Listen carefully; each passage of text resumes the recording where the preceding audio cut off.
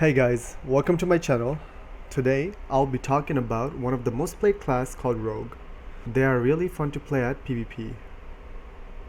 So I would suggest you guys to choose the Awakened class called BladeMaster. Because the game is played in a way that we have to clear dungeons to get higher gear score. The only way we can get higher gear score if we survive in a dungeon and dash out lots of DPS to get new gear. So the other two Awakened classes are squishy and they don't dash out as much DPS as a BladeMaster in a dungeon. Okay, so BladeMasters have this passive which increases their energy to 120 and any of our attacks have a chance to do bleed damage. We also have a skill called Phantom Slice which also have a bleed effect. So our damage over time is higher in dungeons compared to Spellblade and Shadow Dancer. Let's talk about how BladeMasters survive in dungeons. First of all, our base health is higher. Also, we got two other skills which helps us to mitigate damage and survive in a dungeon. Let's talk about how BladeMasters survive in dungeons. First of all, our base health is higher. Also, we got two other skills which helps us to survive and mitigate damage. I'll show you, which you can see here. Health, which is higher compared to Spellblade, as you can see, is very low. And when I click back to BladeMaster, the health, it's higher. And the two skills that helps us mitigate damage would be Snake Reflex and Smoke Bomb. Snake Reflex, it will activate below 60% health. So as soon as you hit 60%, you have an option to activate the skill, which will help you mitigate the damage. Smoke Bomb. It's unique because you won't be taking any damage when you activate the skill called Smoke Bomb, and it will give your healer time to heal you up in dungeon, which will help you to cheat death. Alright, let's talk about Malice. You'll find them at the top left corner of your screen and they look like small knives. So how do we generate Malice? Let's go to skills. Crescent Razor, Fan of Knives, Stealth, and Shadow Stride, they will generate Malice. Crescent Razor will generate 2 Malice, Fan of Knives will generate 1, Stealth, it will generate up to 5 Malice over time when you're in Stealth. So when you're in Stealth, it will generate up to 5 Malice.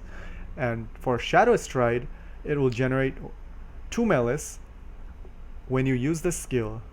So now we have all this Malice. What do we do? Where do you use it? Or what? And how does it work? There are some skills that uses Malice. Go for the Throat and Phantom Slice. So Go for the Throat uses up to 5 Malice. Also Phantom Slice uses up to 5 Malice. I mean, you can still use the skills below 5 Malice, but the effect of the skill, for example, Go for the Throat,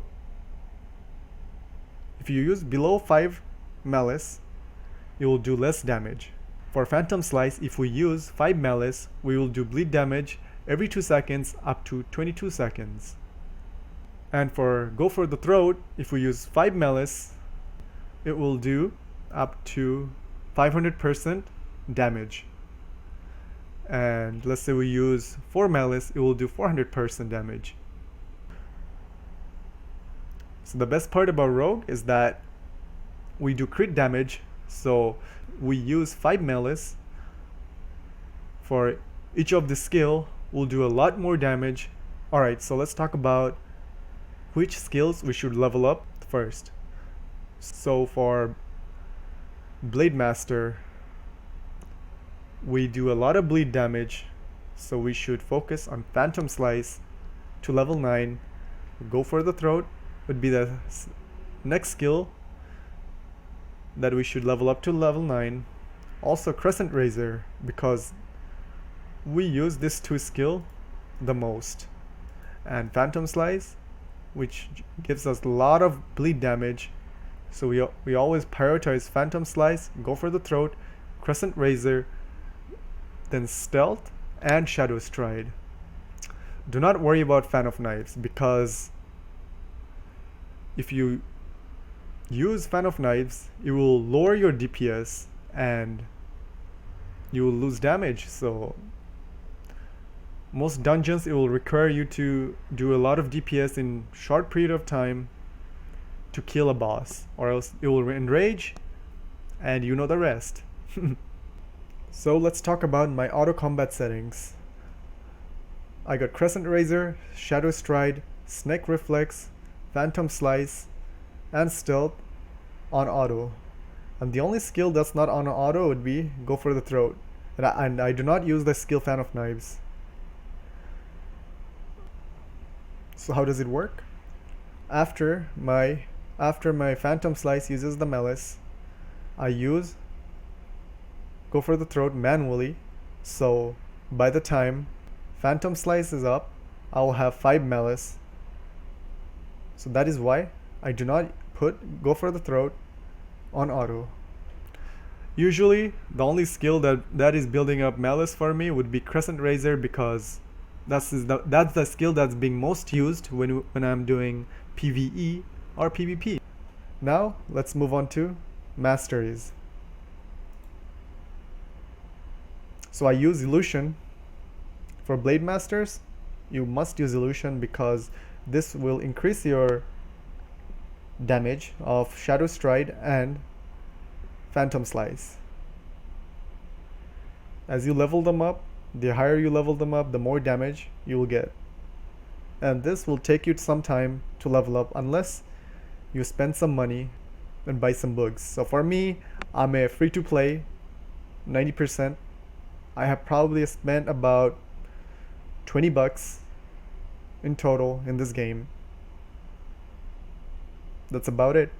So if you're willing to pay, you'll be able to get a lot more done in this game.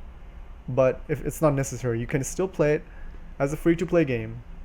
But everything, it will take time.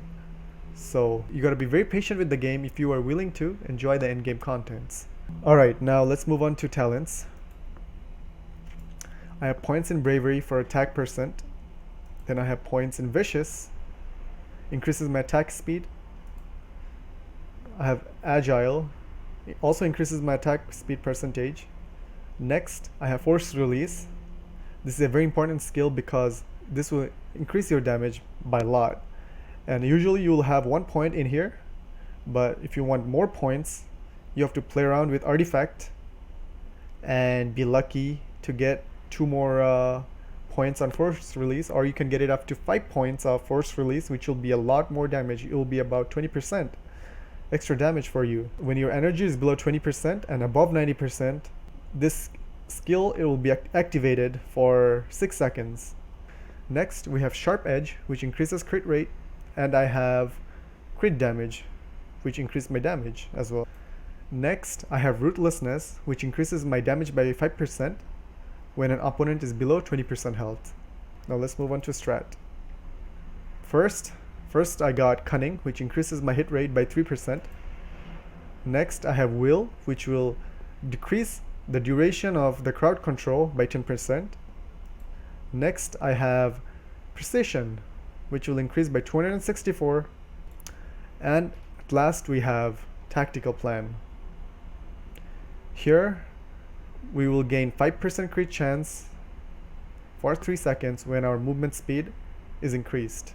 So let's say we use a skill that's called Stealth during battle. That will activate this skill and increase our crit chance by 5% for 3 seconds. Now let's move on to Sigil. Here I have a Dexterity, all Dexterity. Then I have more Dexterity here. Then I have some Dexterity. Hit rate, because I couldn't find the rest of the Dexterity 5. And rest, I have crit rate. So my crit is on point. Alright, now let's talk about Artifact Reforge. Here, as you can see, I have Saw Blade and Force Release. So our target should be always to get Force Release in all the artifacts at +2. I don't have for my second one, but I got Sharp Edge. Here, this is useless. I don't have any points in my skill tree, so none of them will be activated. Next, I have Sharp Edge and Force Release, but the levels are pretty low, which is why we should keep working on our artifact to increase our damage. So this is how we can improve our DPS.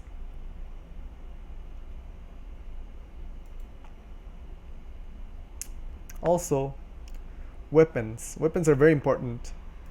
For me, I am using the hammer, which is not the right choice if you're trying to do dungeon. For dungeon, you should be using this bad boy right here, the claw, because as you can see at phase 3, the damage, it stacks up a lot. Alright, so you should focus to get your claw first, because the damage over time in boss, it will stack up and it will increase your DPS a lot. So if you guys are still with me, thank you for watching your boy Black Mamba. See you guys next time. Peace.